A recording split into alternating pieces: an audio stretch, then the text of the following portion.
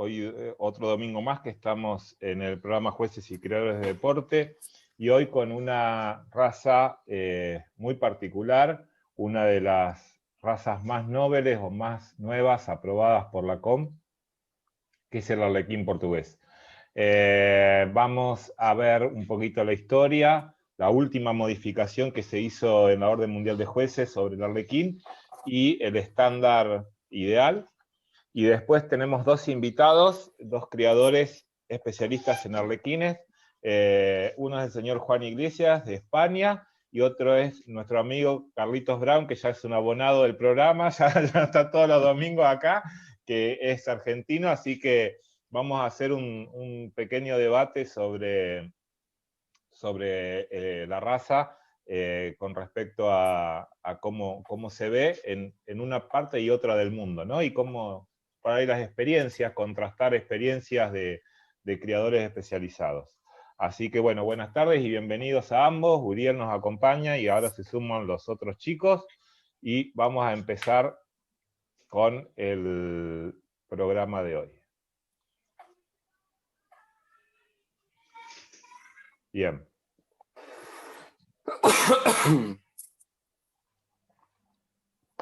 Bueno, como les decía, el arlequín portugués es la raza que hoy vamos a tratar. Y el origen del arlequín es, como su nombre lo indica, es originario de Portugal. Este canario ha sido criado por criadores portugueses durante muchos años y se fueron criando dos clases de píos u overos, como se llaman en distintas partes del mundo. Estos píos u overos tienen una característica que inhiben la parte de la melanina de su cuerpo y por eso se pudo fijar esta raza tan particular, que es muy, a mi entender como juez, muy complicada o muy compleja para lograr, porque tiene que tener mosaicismo, overismo simétrico, el rojo obligatorio y el blanco tiza. Entonces eso hace que tenga una complejidad enorme, aparte después de otros factores dentro de la raza, que hacen que sea por ahí de gran belleza, pero a su vez complicada para poder lograr y fijar cada una de esas características propias del arlequín. El profesor Armando Moreno es uno de los creadores. Él y un grupo de canaricultores a partir de la década del 80 fueron fijando las características más singulares de este pájaro, y en el año 97 lograron, 97-98, lograron aprobarlo como raza nacional, primero en Portugal, como es el proceso de reconocimiento. Cada raza nueva que se crea tiene que primero ser aprobado como raza nacional del país, y luego la Comisión Técnica de Porte, en este caso, eleva a la Orden Mundial de Jueces para la aprobación y el reconocimiento mundial, y eso se hace durante por lo menos 3 años, donde los ejemplares tienen que presentarse mínimo 12 ejemplares en cada mundial, y cada ejemplar obtener 89 o más puntos, ¿sí? Bueno, se presentaron durante el año 2008, 2009 y 2010, y en el 2010 fue aprobado en Portugal en el 58 Campeonato de Matociños. Así que desde el año 2010 el arlequín es una raza reconocida a nivel mundial. Por eso estábamos hablando que es una de las razas más nuevas y más jóvenes que tenemos aprobadas, y que tiene ciertas características que están siendo parte de la evolución de la raza. Ustedes no se olviden que siempre repetimos lo mismo, pero todas las razas van evolucionando, van cambiando, van modificándose, y las reuniones de expertos van aprobando estas modificaciones. Bueno, en este caso, en el año 2018, la última reunión de expertos que se realizó en Italia, Portugal hizo una presentación para modificar algunos ítems dentro de la tabla de juzgamiento, para darle mayor importancia a algunos y darle menor importancia a otros para que se destaquen ciertas características que Portugal creía conveniente. Esto es copia textual del acta de la reunión de deporte. La modificación de la hoja de juicio del Arlequín portugués en el ítem posición y movimiento, Portugal propone que debe tener un lugar más destacado que en la evaluación del AVE. Actualmente el valor que tiene el mismo valor que el ítem patas y colas. Entonces, Portugal propuso que al ítem posición y movimiento se le sumen 5 puntos y en vez de tener 10 pase a tener 15, y el ítem patas y colas, que tenía 10 hasta ese momento, se disminuya a 5 puntos. Esa propuesta fue aceptada 8 votos contra 2. Así que fue la primera modificación que se hizo dentro del estándar, después de varias que tuvo ya desde el reconocimiento, pero esta modificación se hizo en el año 2018, fue la primera.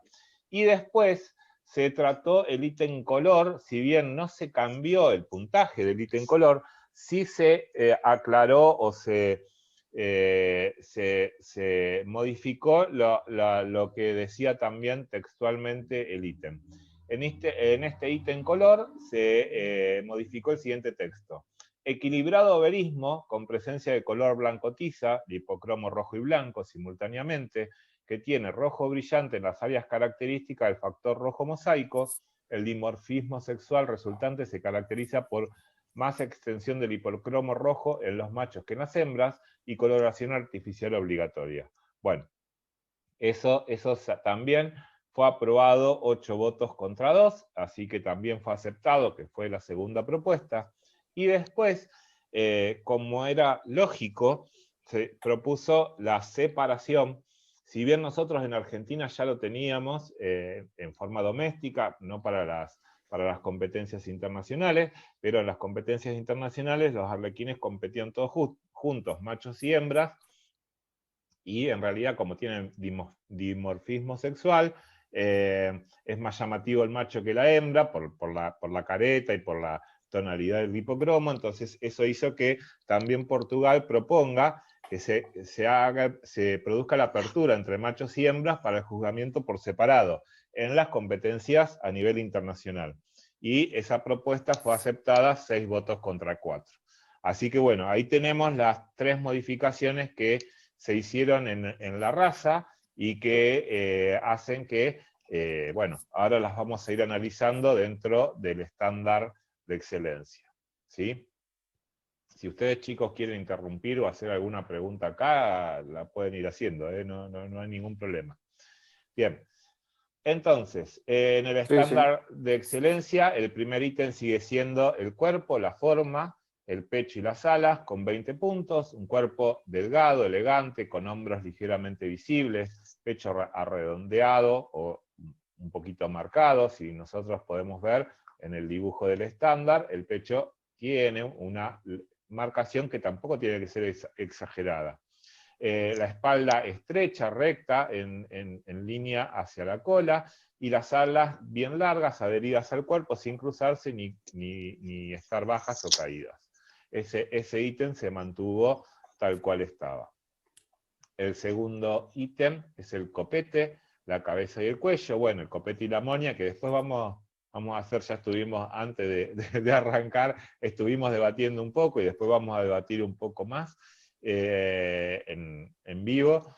Estuvimos charlando con los criadores del tema de la moña, que es una particularidad. Esta raza tiene en el estándar una descripción de la moña en forma triangular, 2 ángulos hacia atrás y uno hacia adelante.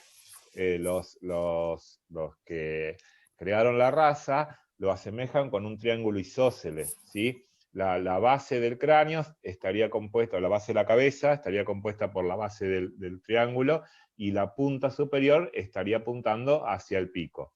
Entonces, los 2 ángulos serían hacia atrás, y el triángulo faltante, el ángulo faltante del triángulo apuntaría hacia lo que se llama hacia lo que denominamos pico. Esa amonia tiene que ser adherida, no levantada, no revuelta, ni con pluma suelta, un punto central lo más pequeño posible y no tiene que cubrir los ojos. Bueno, y el consorte tiene una cabeza estrecha, alargada y más ancha en la parte trasera de la nuca, porque tendríamos que respetar la forma triangular de la estructura morfológica de la cabeza. Que después esto va a ser un punto de discusión con los criadores. Un pico fuerte y proporcionado, vivaz y visible de los ojos, y el cuello bien definido. Esto es importante. La cuestión del cuello porque marca la separación entre la cabeza y el torso, y el dorso, que tiene que estar bien descripta, ¿sí? bien marcada y bien mostrada. Bien, seguimos. El tercer ítem, que tampoco se te tocó, el ítem tercero, que es la talla, ya tuvo modificaciones en reuniones anteriores de expertos. Antes era un poquito más chico, ahora se estiró a 16 centímetros, pero por eso no se modificó este ítem. Y está valorado con 15 puntos. El cuarto es el color, que este sí se modificó la descripción, equilibrado verismo, o sea que recordemos que cuando estamos hablando de oberismo equilibrado o equilibrio en el oberismo tendría que ser, estamos hablando de algo simétrico, ¿sí? O sea, la que yo veo, si veo, por ejemplo, presencia de melanina sobre el dorso, sobre las alas del lado izquierdo, tendría que tener la misma presencia del lado derecho. Eso sería lo ideal, ¿no? Lo que pide el estándar. Bueno, debe tener factor rojo obligatorio en las zonas del mosaico, con mayor extensión en los machos que en las hembras, ¿no? Pero bueno, después tiene que presentar, y el color blanco tiza obligatorio, o sea que esta es, por eso muchas veces hay muchos criadores que dicen un pájaro multicolor, porque en realidad reúne el rojo, el blanco y las zonas melánicas, que también es complicado porque hay que trabajar todo eso, y que después los criadores nos van a contar un poco cómo hacen para lograr ese equilibrio y esa melanización de forma equilibrada. Bien, el quinto ítem del estándar es la posición y el movimiento. Este fue uno de los que se modificó. En esta instancia se modificó la puntuación. Antes valía 10 puntos, ahora vale 15. Y podemos recordar que reuniones de OMJ anteriores, en modificaciones del estándar, tuvo una modificación en cuanto a los grados de posición. En principio eran 55 y se llevó a 60, ¿sí? Para dar una posición con más erguida o más elevada. Un cuerpo bien elevado con la cabeza levantada, debe ser un pájaro vivaz y de movimientos ágiles. Bueno, después el sexto ítem es el plumaje, donde se valora con 10 puntos, liso, compacto y brillante y bien adherido al cuerpo. Esto es importantísimo como en cualquier raza de deporte. Recordemos que el plumaje le va a dar la forma que nosotros estamos buscando, lo más parecida a lo que describe el estándar, ¿no? Entonces, trabajar el plumaje es importante. Y no nos olvidemos que estamos trabajando pájaros mosaicos, que no es como trabajar cualquier otro pájaro. Los mosaicos tienen sus formas de trabajo, que después la vamos a charlar también con los criadores. Bien, el séptimo ítem, patas y muslos, que antes eran 10 puntos, ahora pasó hasta estar valorado con 5 puntos, patas fuertes, largas y ligeramente flexionadas, preferentemente con presencia de oberismo, muslos visibles, cola larga ligeramente bifurcada en la punta, preferentemente también con oberismo la cola. Y por último, la condición general, 5 puntos, aves sanas y en perfecto estado de salud, vivaces y adaptadas a la jaula de exposición. Bueno, esto es un breve resumen de lo que pide el estándar ideal del arlequín portugués y las modificaciones que se introdujeron. Recordemos, o hacemos un repaso, primero la modificación de la puntuación del quinto y séptimo ítem, o sea que en el quinto la posición y movimiento aumentaron 5 puntos en la valoración, y en el séptimo restaron 10 puntos. Después la descripción del ítem cuarto, que se cambió la descripción de lo del color. Y por último, como queda implícito en la descripción del color, que los machos van a tener mayor cantidad de área roja por la presencia del mosaicismo que las hembras, se aprobó la presentación por sexos diferenciados, ¿sí? Que hasta ahora no estaba presente, por lo menos en las competencias a nivel mundial o internacionales. Bien, vamos a ver los defectos más comunes que podemos encontrar dentro del arlequín portugués para que los criadores puedan identificarlos y poder hacer una selección correcta, tanto con los ejemplares que van a presentar en los concursos como los que van a poner en cría. El primer defecto más habitual que encontramos es el amonia. Una amonia o un copete no centrado, ¿sí? Largo por delante, que tape los ojos o parte del pico. Recuerden que el triángulo tiene que terminar en punta sobre el pico virtualmente. Y la forma de la cabeza ovalada o tirando a redondeada. Preferentemente tiene que ser la cabeza, si la miramos de arriba, en forma triangular. La punta del triángulo estaría sobre el pico y se agranda en la base de la nuca, como yo estoy marcando ahí. ¿Sí? Bien, después, cabezas demasiado anchas o demasiado redondeadas, cuerpo redondeado o grueso con pecho prominente.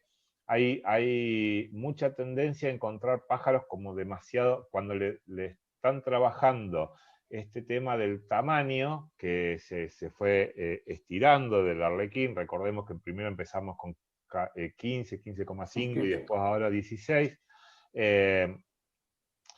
Al trabajar ese tamaño un poco más largo, recordemos que por ahí hay criadores que empezaron a engrosar el tamaño del dorso y del abdomen. Bueno, eso es una cosa que hay que tener cuidado para no pasarse, ¿no? Y bueno, y después las espaldas con concavidad convexa o hundida, ¿sí? La espalda tiene que ser una línea recta hacia la cola, así que bueno, esto también es un defecto por ahí un poco más habitual. Alas cortas o caídas, ¿sí? Cuello corto, que no separa o no muestra bien la separación entre la nuca y entre la cabeza y el cuerpo. Distribución no homogénea de las manchas lipocrómicas o tallas inferiores a los 16 centímetros. Bien, y para ir terminando, un plumaje demasiado abundante o descompuesto. Recuerden que cuando habíamos visto la parte del plumaje, yo les decía que si bien estamos trabajando mosaicos, el plumaje tiene que ser lo más adherido posible para que pueda mantener la forma ideal. La posición, que tiene que ser, la ideal es a 60 grados, entonces por ahí encontrás pájaros que tienden a bajar de esa posición ideal a 55, 50 grados. Ya cuando baja menos de los 55 grados ya es como bastante complicado, porque no mantiene la posición, y es un ítem muy importante, porque el ítem posición le va a dar esbeltez, le va a mostrar la forma del pájaro, va a mostrar la rectitud de la espalda, va a mostrar el pecho. Entonces, si el pájaro queda agachado, es complicado que pueda mostrar todas esas virtudes que tendría que reunir el ave, ¿no? Y bien, para ir terminando, otro ítem importante son las patas cortas, con muslos escondidos, bueno, Y para terminar, como último detalle, es la cola ancha y corta, ¿sí? Eso también es un problema bastante habitual de ver por ahí aves con cola corta, que primero por ahí no dan no dan la impresión de tener la longitud adecuada, y segundo, el tema de la forma de cómo termina la cola, ¿no? Una cola abierta no es aceptada, sino tiene que ser cerrada, bien compacta, bueno, con presencia de verismo, como ya habíamos hablado. Bien, así que ahora ya que estamos, le vamos a dar la palabra, la bienvenida primero a los dos criadores. Hola Juan Iglesias, ¿cómo andás? ¿Qué hay? Muy bien, gracias. Desde aquí de España estamos muy bien. Bueno, me alegro mucho de que hayas aceptado y que nos acompañes hoy. Carlitos Brown, ¿cómo estás? Buenas tardes, gracias a todos por nuevamente tenerme en cuenta. Un saludo a Juan, gracias por prestarse a transmitir experiencia. Uno a veces lo sigue por Facebook y la verdad que conozco su trabajo, así que la verdad que es un grato momento. Muchas gracias. Perfecto. Gracias, Carlitos. Bueno, vamos a empezar con el invitado extranjero, que a vos te conocemos un poco más, Carlitos. Así que, Juan, contanos cómo empezaste con el arlequín, cuánto tiempo hace que criás, por qué te apasionó, qué cosa fue la que te incentivó a criar esta raza.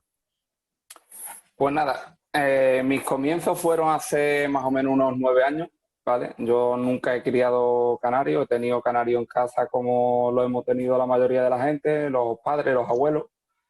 Y a raíz de ahí, pues yo no seguí con la tradición familiar, simplemente por consecuencia de unas amistades que me pidieron que le echara una ayuda con el tema de genética. Siempre me ha gustado mucho el tema de la ciencia y demás.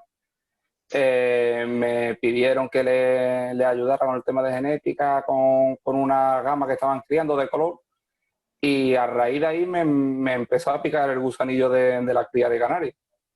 Entonces, yo he tenido, como he comentado muchas veces, he tenido un antes y un después. Los 2 primeros años que crié arlequín, me decidí primero por el arlequín porque era una raza que por mi zona no se conocía mucho, o yo al menos no la conocía. Ahora resulta que somos más criadores de los que yo pensaba, pero vamos, sin ningún tipo de problema. Y me llamó la atención lo que le llama la atención a todas las personas que desconocen la raza. Un canario pío o overo rojo mosaico es muy llamativo. Entonces, pues digo, pues me iba a decidir por el arlequín, y me decidí adquirir unas cuantas de parejas, 2 parejas, y eran de muy mala calidad, por no decir que casi no eran arlequín, eran simplemente pío. Entonces estuve 2 años ahí criando, obteniendo muy pésimos resultados, casi desisto la cría y dejo de criarlo, hasta que un año, el tercer año, digo, pues mira, pues si son canarios píos, voy a meterle algo de forma, que veo que le están fallando a los que yo tengo aquí, y me decidí a criar canarios píos y introducirle el yargué. Un craso error. El arlequín no se hace, y menos en cuestión de 2 o 3 años. Y fue ese error que cometí el que me hizo ver que tenía que adquirir arlequines de calidad o de raza, y de ir trabajándolo ya dentro de la raza, no intentar de crearla desde cero. Y los últimos 6 años he criado ya arlequines pureza. Tuve la oportunidad de contactar con un portugués, dada la cercanía de España con Portugal, y me ofreció 2 opciones: el camino rápido, venderme o cederme unas cuantas de parejas de mucha calidad, que probablemente el primer año podría dar algún futuro campeón, o de explicarme más o menos cuál era la base de la cría de esta raza, cederme parejas y ejemplares de trabajo, y ya con el paso de los años y criando y viendo y fijándome en detalles, y llegando al arlequín de concurso donde todos queremos llegar. y ese fue mi camino. Empecé 2 años perdidos, el tercero fue terrible, y a partir de ahí, pues poco a poco voy notando mejorías. Yo creo que todavía me queda mucho que mejorar, pero vamos, yo creo que con paciencia, con trabajo y con dedicación se puede llegar lejos, creo. Pero eso de que te queda por mejorar es a todos los criadores. Yo creo que ningún criador se tiene que conformar nunca con lo que logró, ¿no? Siempre tiene que ir buscando mejorar continuamente su plantel de pájaros, porque los pájaros van evolucionando y viene otro creador y te pasa por arriba. Así que yo creo que uno nunca se tiene que conformar con lo que sacó, con lo que crió hasta ese momento, sino que tiene que ir buscando la forma de ir siempre mejorando diferentes aspectos, diferentes cuestiones que uno vaya notando dentro de su plantel y poder por ahí que queden, ir trabajando esas cuestiones. Carlitos, ¿cómo empezaste vos con el Arlequín? Bueno, un poco bastante parecido a lo que Juan cuenta. Empezamos a ver acá en Argentina la aparición de esta raza hermosa, peculiar, muy vistosa. Y bueno, un poco basado en lo que vos decías, que llegar ejemplares de esos acá a Argentina era casi una utopía. Empecé a hacer un poco el trabajo genético que Juan cuenta que empezó a hacer. Cosa que la verdad me pone contento porque tan mala visión no tuve, con la diferencia de que no me basé en una raza sola como él hizo metiendo larguet para ganar postura, sino que hice varias líneas de hibridación para ver cuál era la que más se acercaba al estándar que se pedía, obviamente con un montón de problemas, un montón de defectos, un montón de descarte de pájaros, pero bueno, de a poco se llegó a lo que buscamos, y el punto, digamos, culmine fue, como Juan dice, no quedar otra que meter pájaros puros, porque llega un momento que si bien uno gana un montón de cualidades, al puro no se llega hibridando jamás.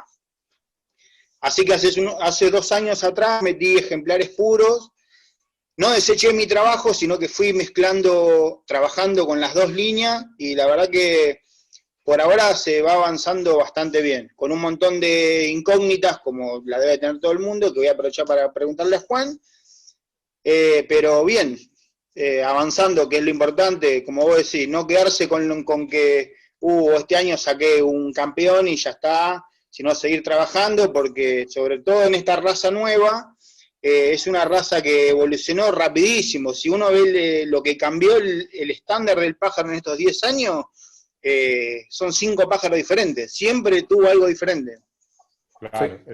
La verdad que en realidad tuvo muchos cambios, y voy a contar una infidencia. En la última modificación que se propuso, hay un compromiso formal por parte de Portal de no proponer más cambios por un tiempo, para que los criadores puedan ir adaptando sus planteles, porque si estamos en continuos cambios, es como complicado para poder fijar esos estándares, esas cosas esas que modifican el estándar, ¿no? Bueno, y recordemos una cosa, Carlito, que nuestro querido compañero y amigo Miguel Giangregorio, un grande que ya no está con nosotros, fue el que también creo que te habrá entusiasmado a vos para empezar con el Arlequín, ¿no? Ninguna duda de que nada de lo que logramos lo hubiese logrado sin la ayuda de él.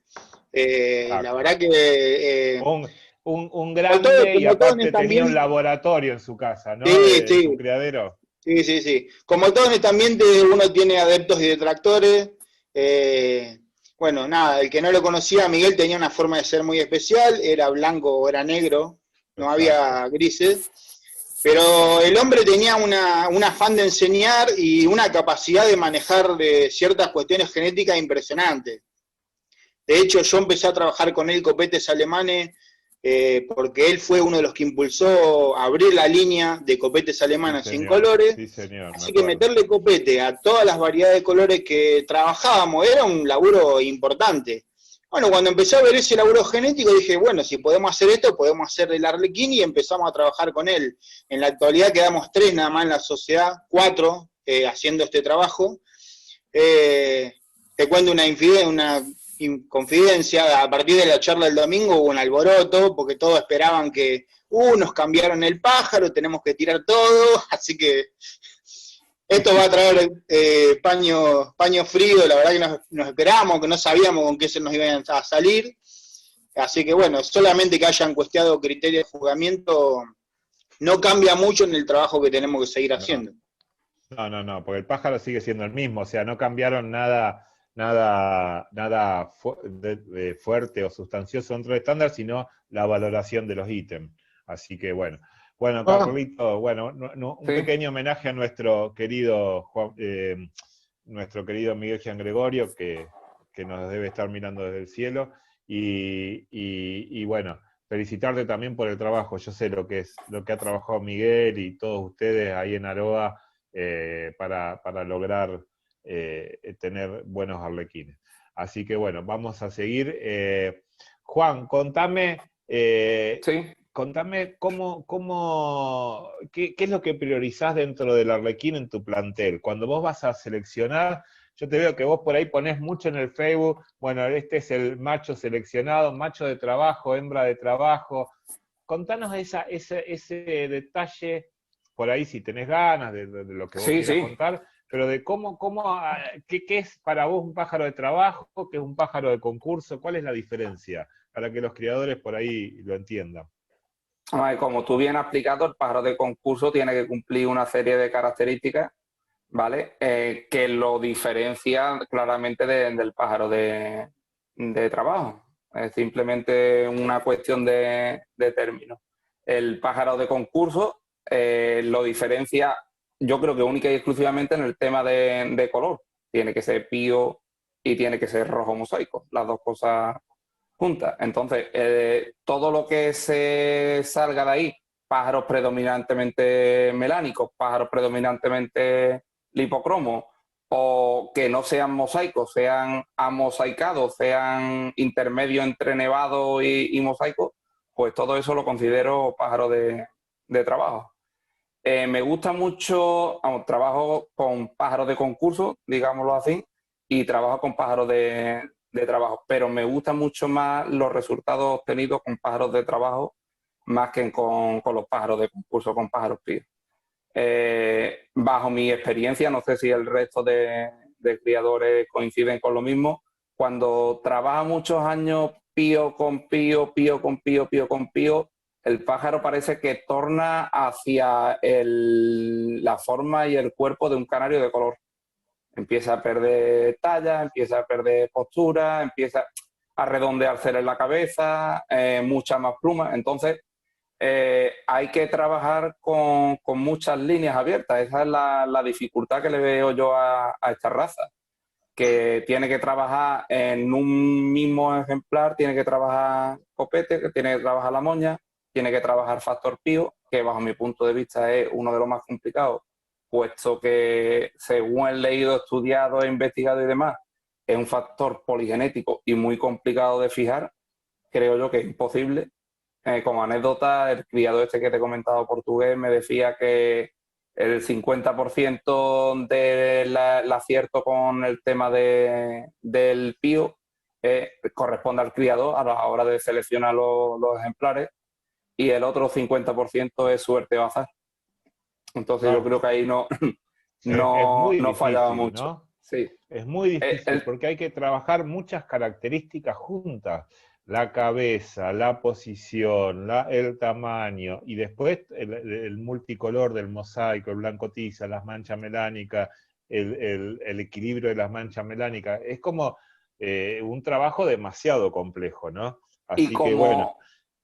Como tú has comentado antes, Tito, que es una raza muy nueva según el reconocimiento mundial, y va evolucionando, va cada 2 años, cada 3 años va prácticamente cambiando. Entonces, cuando te vas acomodando a trabajar para llegar a un estándar, coge y te lo cambian. Muchos criadores dicen que se cambia según la conveniencia de los criadores portugueses, pero vamos, yo estoy convencido de que no se cambia por la conveniencia de estos criadores, sino porque se intenta de fijar ciertas características para poder diferenciarlo de un pájaro pío overo de color y entonces va evolucionando, esta raza va a evolucionar por lo menos otros 10 años más para diferenciarse del resto de razas. Entonces es complicado ir adaptándose a esa evolución y mucho más como yo, que estoy criando prácticamente con 8, 16 parejas, depende cómo me coja los años. Entonces es muy complicado porque hay que tener muchas líneas abiertas y es muy difícil llevarlo en un mismo ejemplar tantas características distintas. Perfecto, perfecto. Muy sencillo y bien explicado, entendido. Carlito, ¿vos cómo trabajas este tema de la melanización, la parte blanca, el mosaicismo? ¿Querés contarnos?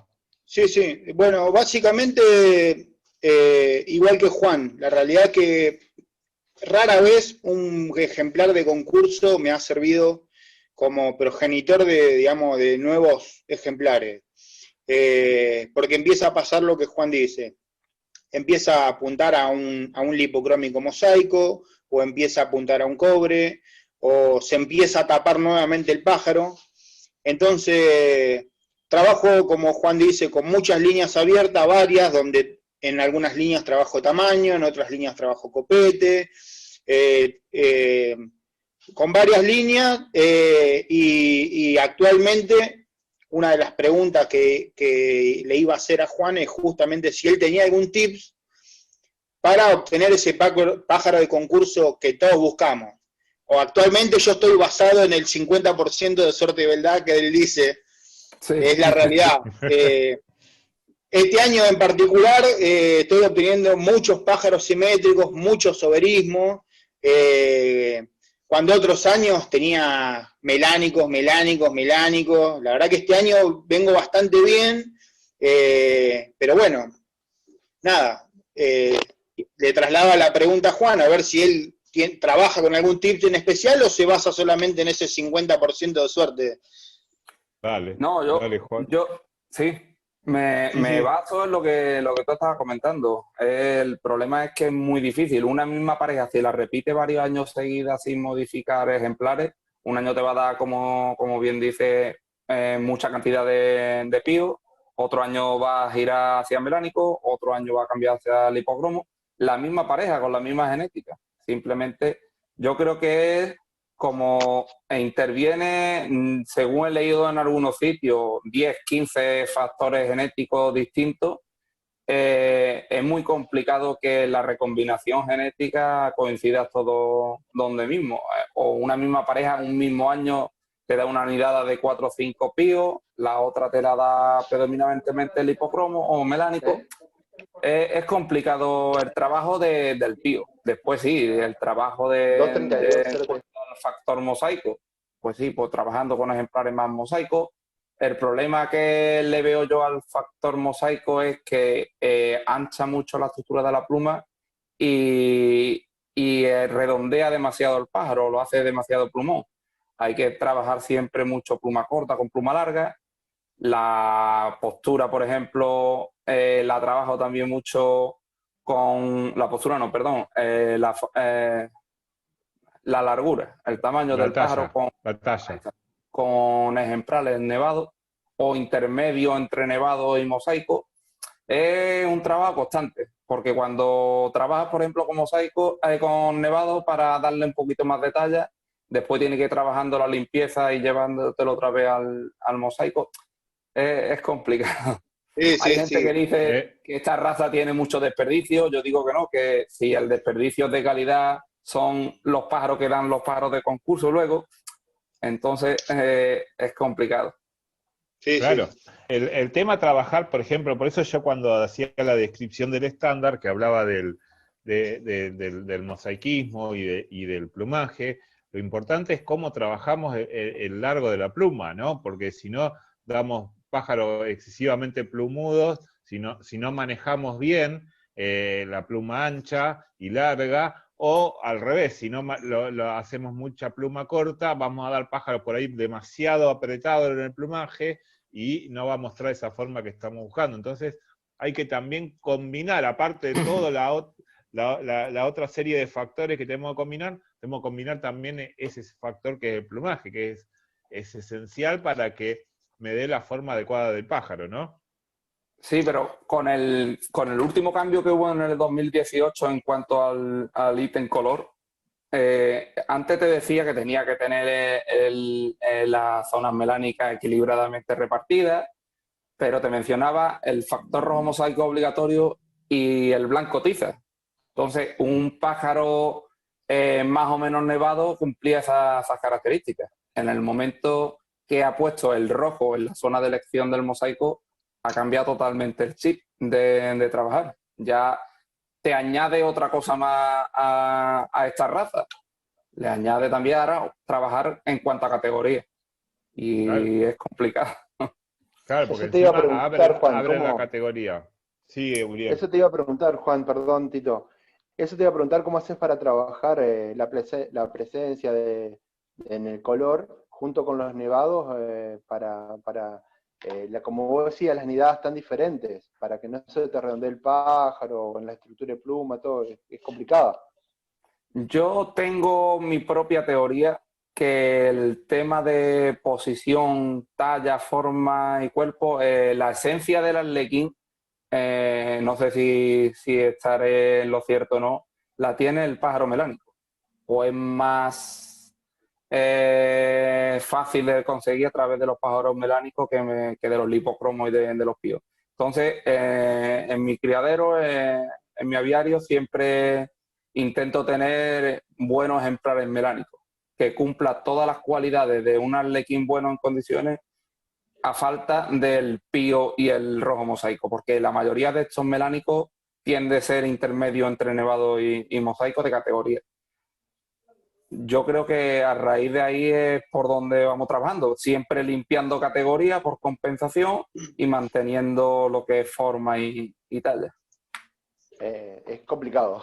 Lo que se ve de Lo afuera que es pasa es complicado que porque... la pluma melánica generalmente tiene una estructura que resguarda más el tamaño y la forma, ¿no? En cambio, la pluma lipocrómica ya por naturaleza es como más ancha, más larga, entonces por ahí cuesta mantener. Entonces, bueno, ahí está el secreto, la compensación entre esos caracteres Claro. de la melanina y del lipocromo, ¿no? Juan, y con respecto a las cabezas, ¿cómo trabajás? ¿Cómo son los pájaros, los ejemplares tuyos?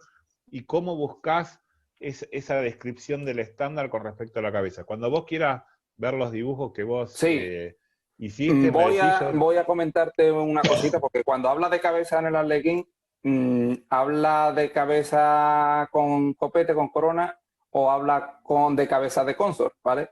Hay gente que para simplificar la raza se dedica nada más a criar con consort por consort. Entonces ahí olvidan completamente la importancia que tiene la estructura ósea de un buen consort. Y una vez que has criado consort por consort muchos años sin prestarle mucha atención, le metes una moña, por muy buena que sea la moña, te estropea todo el trabajo que ha conseguido a lo mejor trabajar esa moña. Las cabezas de los consort busco yo que sea siempre muy estrecha. Hoy he puesto una publicación, se han reído mucho de la publicación por el punto de locura, porque he comparado la forma de la cabeza que tenemos buscada de Con los una consort aceituna, la vi. con una aceituna, con una oliva, Sí. y la forma vista desde arriba de una moña es como una almendra, un triángulo tal cual. Es muy complicado de conseguir, pero una forma de imaginarnos y de visualizarlo de forma esquemática es una almendra. Su pico, el pico de la almendra es el pico del pájaro, y va anchando a medida que va avanzando de forma triangular o algo triangular hacia la nuca. Si te parece, pon la primera foto que te he pasado de las cabezas para poder explicarlo, para que lo vea toda la gente. Y es una duda que me gustaría, o una cuestión que me gustaría de compartir con Carlos, a ver qué opina él. Dale. Basándome en lo que he comentado antes, en el dibujo central, ¿vale? La forma del cráneo debe ser ovalada, alargada, porque si no tenemos moñas completamente redondas, bajo mi experiencia. esa es lo que he obtenido. Con cabeza redonda he obtenido pájaros con muy buena categoría, mosaico, pero las moñas eran auténticos desastres. Levantaban mucho por detrás y eran muy redondas. Entonces, lo que yo busco es una buena moña, debería de partir de un punto central, ¿vale? Casi siempre el punto central por el nacimiento de la pluma está un poco desplazado hacia la parte del pico, hacia el primer tercio de la cabeza. Y a raíz de ahí, con una cabeza larga, lo que hace es que el resto de la parte de atrás, larga y ancha por detrás, que en el dibujo ha salido un poquito estrecha, te va dando la sensación del triángulo que se va buscando. También lo que voy buscando es que no como la moña de un copete alemán, pero sí adhiere a la parte de la cabeza de lo que es el final de la moña de la nuca con el cuello. No levante mucho porque suele aparecer lo que he marcado ahí con un redondelito, una escarba muy, muy fea, muy poco Acá. lustrosa, sí, en la nuca. Entonces, que la moña caiga, no adhiera completamente con el cuello, pero haga una separación lineal, pero que esa pequeña carva que pueda tener o ese cambio de sentido de pluma lo disimule lo más posible. Y el triángulo, los vértices traseros del triángulo son las plumitas rojas que he remarcado más en los extremos, tanto derecho como izquierdo de la moña. De momento, eso es lo que intento trabajar con temas de moña y temas de No, pero carne o de concept. ahora que yo veo la comparación que vos haces, tenés razón que se parece a una aceituna, la forma de la cabeza, ¿no? Digamos que esta, a ver si puedo entender el razonamiento tuyo. Esta zona de acá, que yo estoy marcando ahora con el puntero, ¿sí? Que son como dos aletas que formarían los picos de los dos picos del triángulo, que en realidad Sí. no están tan adheridos al cuello, sino que están un poquito más levantados, que es lo que vos ves acá, que marcás Está. acá y lo Sí, que es marcás que acá. transformar un dibujo en 2 dimensiones a 3 dimensiones, No, no sabía pero se cómo entiende, plasmarlo. se Sí, entiende sí. perfecto, se entiende perfecto Está. la comparación. Carlitos, ¿qué opinas de lo que estamos hablando? No, perfecto. Un poco hice una introducción cuando hablamos el domingo. La clave para mí del copete tricornio es netamente la elección del ejemplar que tenga, es una elección morfológica, digamos. Esos ejemplares que tengan la cabeza avellanada o con forma de aceituna, como dice Juan, son los que nos van a dar el 80% del tricornio en el copete, va a ser el cráneo del pájaro. Esos ejemplares que por ahí denotan más redondez, el copete va a tender más a ser un copete alemán que un arlequín, y bueno, obviamente cuanto más cabeza redonda, diferente el estándar del pájaro, va a asemejarse a un Gloster. Así que yo hice justamente ese trabajo, fui seleccionando ejemplares donde las cabecitas se afinaban, se alargaban, y lo trabajé de esa manera. Es exactamente lo que Juan está diciendo. Perdona, Carlos. Sí. Otro trabajo que sí he hecho yo con las moñas, viendo que quería, porque es un ítem importante en cuanto al arlequín, una de las cosas que las caracteriza con respecto a otras razas, me dediqué durante 3 años a criar pluma corta con pluma corta en una línea para desechar todas las moñas malas, para seleccionar simplemente moñas buenas, con buena forma y con poca escarba. Entonces, había criadores que me decían, se te está yendo el pájaro de tamaño, se te está achicando. Y era por eso, porque estaba trabajando corto con corto para poder encontrar una genética de moña buena para después poder meterle un poquito más de detalle y llegar a la grona buena, a la que te marca el estándar. Y el poco estándar, o sea, la poca talla que perdiste en hacer pluma corta por pluma corta, ¿cómo lo fuiste ganando después nuevamente? ¿Tuviste que meter nevado otra vez? Nevado, ahí está, efectivamente. Pero Sí. es el trabajo de elegir una moña correcta, una moña buena, es mucho más largo que el agrandar la pluma. Sí. Tú agrandas la pluma en un par de años y el encontrar una moña con buena genética es más complicado.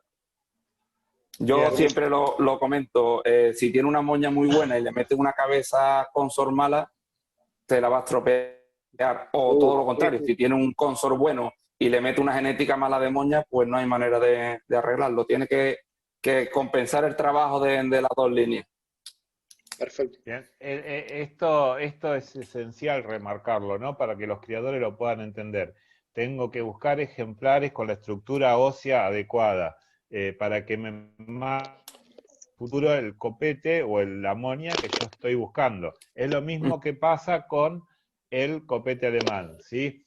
La mayoría de los canarios de color, que serían los consortes de los copetes alemanes, son de cabeza redonda, pero en realidad la amonia del copete alemán es ovalada, entonces yo tengo que buscar esos pájaros que por ahí los criadores de color descartan, que son los pájaros con cabeza ovalada, que son los que yo voy a necesitar para poder conseguir buenas moñas o buenos copetes ovalados, porque si no, termino formando un copete redondo como de un Gloucester, y sería descalificado. ¿Queda claro eso? Bien. Sí, sí. Y vamos ahora entonces a pasar a la posición. Vos también querías explicar algo con la posición acá con un dibujo, ¿no? Sí, la posición es una duda que tengo. Vale. Respecto al dibujo que he puesto, no sé si se entenderá claramente. He puesto en el dibujo del lado izquierdo la inserción más centrada en el número 2 y una posición más trasera en el número 1, facilitando la angulación del pájaro y la rectitud que pide de cola y espalda. Entonces, si las patas se encuentran, el inicio de las patas se encuentra más atrasado en el cuerpo, en la parte inferior, yo creo que facilita mucho más el que el pájaro, al erguirse a los 60 grados, mantenga esa rectitud en cola y espalda. Y mientras que si hay pájaros, porque se ven por ahí en otros criadores que no sé si no prestan tanta atención en la posición y se centra más en el color, que como se le desplazase el centro de la inserción de las patas. Y le cuesta después trabajo de adquirir la postura de 60 grados y se ve muy forzada, viéndose muchas veces curvatura en la espalda y ayudando a marcar mucho más el pecho. No que lo tenga el pecho mucho más marcado, pero cuando el pájaro hiergue sí se le marca mucho más el pecho. Entonces me gustaría saber... Yo ¿sí? particularmente creo que tenés razón en ese aspecto. A ver, si tenemos las patas como más adelantadas, como en el dibujo que vos haces, si está en el segundo ítem, por supuesto que va a ser más corta esta parte del abdomen y del cuello, y le va a costar más erguirse. Entonces, cuanto más atrasadas estén las patas o más colocada atrás, va a facilitar que el pájaro tome mejor la posición mucho más rápido que si están más adelantados, ¿no? Yo coincido ahí con esa apreciación tuya. No sé, Rito, vos qué opinas ahí. Sí, yo creo que la posición, digamos, un poco como decía Juan hoy, está en la genética del pájaro. El pájaro no se lo enseña a pararse y que tome postura de trabajo. O sea, genéticamente está en la clave nuestra elegir esos ejemplares. Si bien hay algunos trabajos que hacer, justamente le iba a preguntar a Juan, veo en Portugal, por ejemplo, que trabajan mucho con pequeños espejos para que el pájaro tome esa postura de trabajo, que si bien es momentánea ayuda. Bueno, una de las preguntas que le iba a hacer es si en los campeonatos de jura ese espejo está habilitado, está permitido. ¿El pájaro se presenta con ese espejo o solo es entrenamiento para el ejemplar? Para nada, yo te iba a hacer la misma pregunta si utilizaba algún tipo de artimaña, de truco, algo para no... Porque el espejo tiene sus detractores y no me sale ahora mismo la palabra. Sus admiradores, bueno, ahí está. Entonces, yo creo que todo lo que ayude a ejercitar al ave para que pueda mostrar la genética que tú dices que tiene que llevar dentro, partiendo de esa base que el pájaro, si el pájaro genéticamente no va a posicionar, le ponga lo que le ponga, va a posicionar simplemente a un jilguero, por ejemplo, le pone el espejo, levanta, mira y vuelve a su posición original. El arlequín vuelve a mirar por la curiosidad intrínseca que tiene todas las aves, mira al espejo, pero tiene ya una parte de genética de posición. Entonces yo lo utilizo y lo comparo muchas veces con el gimnasio. Uno va al gimnasio para fortalecerse el cuerpo y expresar la genética que lleva dentro. Entonces el espejo es simplemente una herramienta. Hay otros criadores que utilizan algo que le gustará al pájaro, por ejemplo, las verduras, se las pone en harto. Los golosineros, en harto. El agua, en harto. Entonces, lo que hace es obligar a levantar, a ejercitar esa musculatura. Cuando el pájaro tenga la musculatura bien ejercitada y tire de genética de posición, le va a ser mucho más fácil, mucho más cómodo de mantener una posición erguida. Yo siempre lo digo, los pájaros yo los selecciono o en voladera o en jaula de cría. Yo tengo ahí una melánica, una hembra melánica, que me encanta porque sale del nido para comer y antes de estirarse posiciona. Entonces, es lo que tenemos que ir buscando, la selección siempre de los ejemplares que posicionen bien. Después le podemos ayudar a que mantenga esa posición con espejo, con lo que se nos ocurra. Hay otros criadores que tapan las dos mitades de abajo de la jaula para que obligarle a levantar y asomarse por arriba, pero por ejemplo aquí en mi zona con el tema de las temperaturas, de las altas temperaturas, eso es imposible, los coceríamos. Entonces me gustaría preguntarte a ti, para que esto no se convierta en un monólogo, que cómo lo utilizas tú o cómo lo seleccionas y demás. No, básicamente uso casi los mismos trucos, el espejo, los bebederos, importante. Pero bueno, por ejemplo, ahí justamente estuve separando pichones de destete a voladora, y uno, nada, ya de 20 pájaros, 10 toman postura de trabajo sin que hayan conocido el espejo ni el bebedero alto. Y esos son los ejemplares que uno empieza a separar, digamos, a empezar a descartar de aquellos que acodan, de aquellos que tienden hasta centrarse en el palo, que no tienen fortaleza de muslo, que eso es otra cosa importante. Cuando yo hacía los trabajos de hibridación, una de las líneas que hacía era trabajo, digamos, por gran porte, para que tengan esa fortaleza de pierna y que el pájaro cómodamente esté parado, que no le sea un trabajo tomar la postura de trabajo, sino que se pare naturalmente. Bueno, se obtuvo, pero básicamente lo que más resultado me dio es el espejo. Por una cuestión que el pájaro por naturaleza es muy vivaz, muy curioso, es lo más cómodo, digamos, trabajar con el espejo. Bien, igual yo quiero hacer una acotación acá. A ver, lo que no hay por genética es imposible que lo podamos conseguir por más espejo o cuestiones que pongamos. Digamos que estos tipos de artilugios nos sirven para fortalecer una cuestión que el pájaro ya tiene, ¿no? Como decía hoy Juan o Carlito. Los criadores de larget, yo, por ejemplo, ponemos una separación entre jaula y jaula y dejamos una parte de arriba para que el pájaro se estire y trate de ver lo que pasa en la jaula de al lado y vaya tomando la posición. Pero si no lo tenemos por genética, eso es imposible lograrlo. Lo único lo que hacemos con estas cuestiones es acostumbrar al pájaro a posicionar como corresponde, pero ya lo tiene que traer genéticamente, ¿no? Sí, por eso que decía Tito, que la clave está entre esos 20 pichones que sacaste a voladora, determinar cuál es el que por cuestión natural, por naturaleza, toma postura de trabajo. El resto es ejercicio. El pájaro que acodó, por más espejo que le pongas, no va a tomar postura jamás. Claro, exacto, no se va a parar jamás. No se va a parar jamás. Bien, vamos a pasar a otra etapa importante, que es la preparación para los concursos. Ya algo estuvieron hablando de ponerles espejo, de ponerles, bueno, estas cosas. ¿Y qué otras cosas más hacen? ¿Los bañan a los pájaros? ¿Los ponen en jaula individual, en jaula de concurso? ¿Cuánto tiempo antes de los concursos? ¿Cómo manejan eso? Yo aquí en este tema de concurso no puedo de ayudar mucho, ya te digo, yo llevaré concursando para mí que son 5 años a nivel local, a nivel de aquí de región. El único sitio donde he concursado un poco más fuerte es aquí en mi sociedad.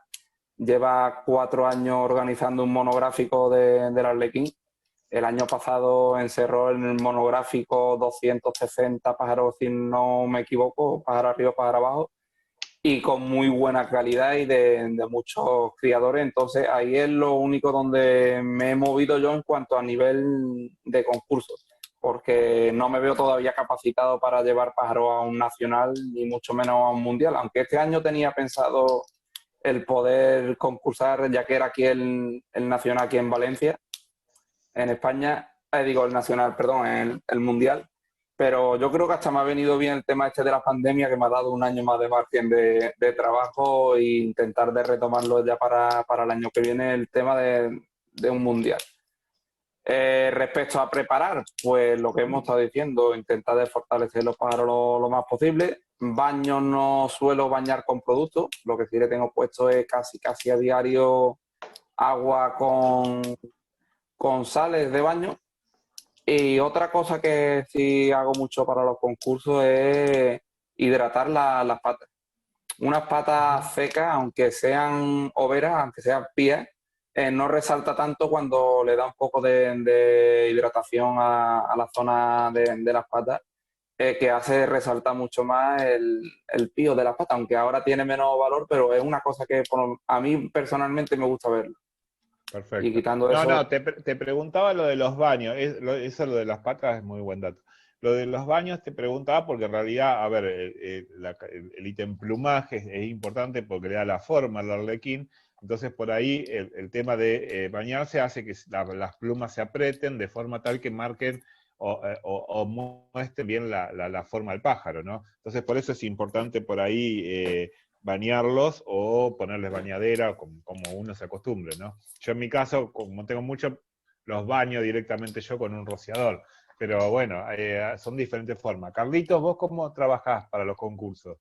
Yo trabajo, una vez que seleccioné los ejemplares para concurso, con jaulas grandes, jaulas donde, digamos, el pájaro esté cómodamente en postura de trabajo, que no tenga daño de pluma. En nuestro caso tenemos una ventaja, a diferencia de por ejemplo, de los pequeños portes, Alejandro sabrá lo que es la escuela de los Gloucester. En nuestro caso tenemos una ventaja, que la pluma cortada viene más larga, así que nada, no nos complica demasiado el tema de perder las plumas de la cola. Y baño los manejo con agua con vinagre de manzana, que a diferencia de lo que muchos creen que el ácido acético opaca la pluma, en mi experiencia es totalmente al revés.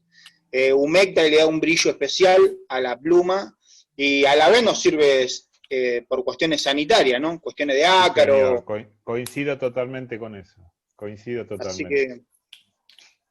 Yo Y tengo una le quería pregunta. Sí. ¿No, Sí.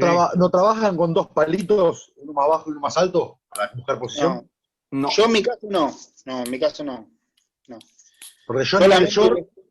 en el short pongo un palo abajo y un palo arriba, así cuando el pájaro sale, llega al palo de abajo, pega contra la reja y trata de parar. Sí.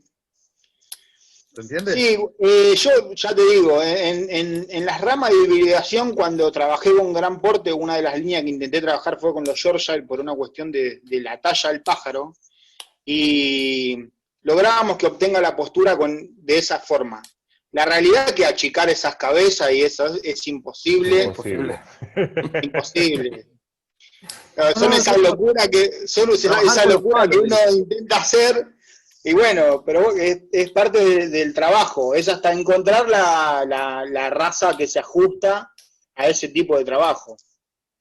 A mí me gustaría como completar un comentario que ha hecho Carlos, que el tema de perder pluma al revés nos beneficia, porque siempre la pluma de segunda es un poco más larga que la de primera, pero a raíz volvemos otra vez al cambio del ítem de color, cuando nos mete el rojo mosaico, también se busca ahora remera y colas blancas. Entonces, Blanca. Sí, estás sí. pigmentando, se te pigmenta la cola y ya donde gana a lo mejor milímetros o medio centímetro, Le pierde perdés el color. la blancura de la cola. Son cosas contraproducentes. Sí, sí, sí. Sí. Bueno, la verdad que ha sido fantástica la charla y el debate y las opiniones y cómo podemos contrastar formas de trabajo dentro de dos partes del mundo diferente y se trabaja casi de la misma forma, ¿no? Con por ahí cuestiones culturales o propias de cada país, pero se trabaja de la misma forma tratando de buscar la excelencia de los ejemplares. Así que bueno, agradecerle a los dos, porque ya se nos está haciendo largo el programa. Juan, unas palabras finales que quieras decir para cerrar la idea del Arlequín y sobre tu experiencia en la participación. Espero que te hayas sentido cómodo. Yo agradecerte la invitación y la posibilidad de participar con ustedes. Ya te digo, yo el conocimiento de esta rama no la tenía hasta hace cuestión de un mes y medio, que me pasaron un vídeo que era el tema de estructura de plumas. Me resultó interesante, empecé a buscar y me llamó mucho la atención. Y coincidía con ustedes en el tema de explicar, de abrir de expresar al resto de criadores trucos, formas de trabajar y demás. Entonces, me pareció interesante y me gustó mucho, me ilusionó mucho cuando me dijiste que pudiera participar en esta charla. Respecto un consejo que le digo a los criadores nobles o más nobles que yo, no sé si será equivocado, es que se centre, si se van a dedicar a criar al arlequín, que lo hace bello, que es el pío rojo mosaico, es lo que nos hace cometer los errores, que se centre mucho más en la forma, en el tricornio, en la posición y demás, y que no quieran correr con el tema del rojo mosaico y el pío, que eso llega de segunda. Simplemente trabajar y mantener la postura, porque es un pájaro de postura, de porte, y el resto, que es lo que nos llena los ojos, llegará en un segundo término. Por el resto, nada, agradeceros de nuevo la invitación y nada. Bien, Juan, la verdad que muy claro en tus conceptos. Te quiero agradecer tu participación y qué bueno que puedas prestarte para estas cosas, por más nuevo que seas, como vos me decías, sos un creador especializado en Arlequín, con aciertos y desaciertos, como cualquiera, como todos los creadores. Así que te quiero agradecer que te hayas prestado a participar acá. Carlitos, unas palabras finales para ir cerrando. Bueno, nuevamente agradecer, mandarle un saludo a Juan, seguramente estaremos hablando por alguna plataforma en privado. Lo que dijo recién es muy importante, sobre todo para nuestra federación, porque, bueno, uno que participa en diferentes grupos de canaricultores, es una raza que llama mucho la atención y tenemos una preponderancia fatal de creer de que con un cobre y un mosaico hago un arlequín y uno ve pájaros que la verdad que es una lástima porque todos empezamos así y uno no quiere que por ahí esa gente interesada pierda años sin llegar a ningún resultado. Pero bueno, creo que estos programas sirven para eso, sirven para concientizar en tratar de que hagan un trabajo a conciencia, de principalmente saber qué se está criando, qué estoy buscando y a dónde quiero llegar. No estar pensando ni en el campeón, ni en el simétrico, ni en el que tenga incrustaciones. Creo que eso llega solo, eso va a llegar. Así que bueno, nada, agradecido nuevamente a vos, Tito, al colegio, a los jueces, y nada, a disposición Aroa para lo que necesite.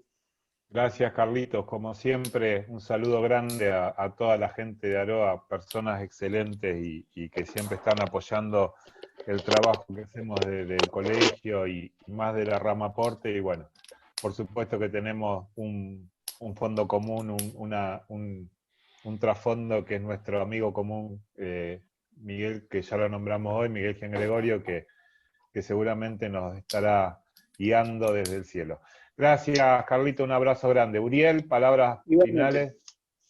Bueno, gente, la verdad que me gustó mucho. Me parece un pájaro que, bueno, como dijo Carlitos, todos piensan que es fácil hacer y tiene muchas cosas que van como engarzadas nuevamente unas con otras, que el plumaje, que el color, que no sea muy compacto. La verdad que hay que aprender mucho de este pajarito y está muy bueno que lo brindan los criadores que les gusta esto y bueno, poderlo brindar así a la gente que nos mira.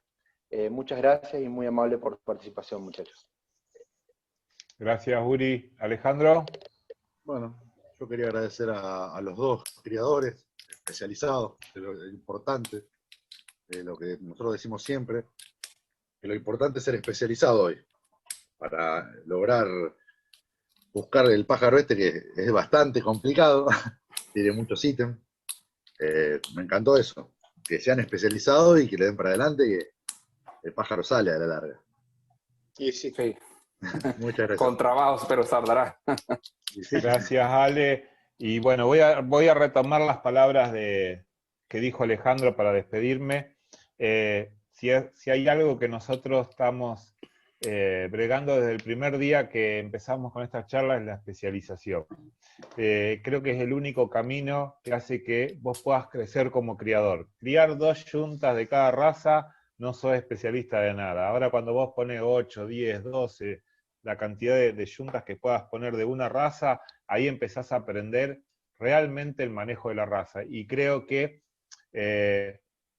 ellos dos lo pueden tranquilamente demostrar. De Carlitos lo sé porque lo conozco de hace años y sé el trabajo que vinieron haciendo para toda la gente que compone Aroa y los creadores de Aroa, como hay otros creadores dentro del país, ¿no? Pero bueno, yo porque me refiero a él porque está acá hoy invitado, y como ha contado Juan, que es su primer raza y empezó con esto, y el trabajo, y eso es lo que nos puede llevar a enriquecernos y a crecer como criadores. Esta cuestión de conocer dónde van las patas, el posicionamiento de las patas, la forma de la cabeza, cómo tengo que cruzar los ejemplares, es la única forma de hacerlo, es cuando somos criadores especialistas. Entonces, por eso los quiero felicitar a los dos, porque no es un trabajo para nada sencillo el que hacen, es un desafío a diario. Creo que cada año ustedes tienen un desafío mayor que otros canaricultores, que otros ornitólogos, porque tienen que mantener ese conjunto de virtudes y características propias de una raza que encima está en constante evolución, como hoy hablábamos. Así que es un trabajo titánico y por eso quiero felicitarlos y agradecerles que lo hayan compartido para todos los criadores, porque es una forma también de hacer posible que los otros criadores puedan crecer en el conocimiento de la raza.